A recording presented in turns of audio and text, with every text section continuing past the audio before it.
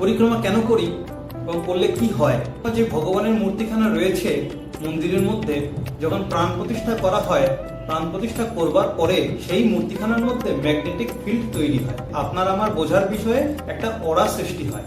আপনার আমার সকলের মধ্যেই অরা রয়েছে, কিন্তু যে ভগবানের মূর্তিখানা রয়েছে তার মধ্যে আমাদের থেকে চতুর্গুণ বেশি অরা রয়েছে। আমরা যখন মন্দিরে পরিক্রমা করি, আমরা কিন্তু পরিক্রমা ক্লকওয়াইজ করি, অ্যান্টি ক্লকওয়াইজ নয়। বিষয়টা লক্ষ্য করে দেখবেন। এমনি মান্যতা আছে বা আমাদের শাস্ত্রেও এই বিষয়ে উল্লেখ রয়েছে যে প্রতিটা দেবদেবী বা ভগবানের পরিক্রমার কতবার করতে হবে তার নিয়ম বলা রয়েছে। যেমন ভগবান শ্রীকৃষ্ণের ক্ষেত্রে 4 বার পরিক্রমার কথা বলা রয়েছে, মা দুর্গার ক্ষেত্রে 1 বার পরিক্রমার কথা বলা হয়েছে, এবং বাবা মহাদেবের ক্ষেত্রে পূর্ণ পরিক্রমা নয়, অর্ধেক পরিক্রমার কথা বলা রয়েছে।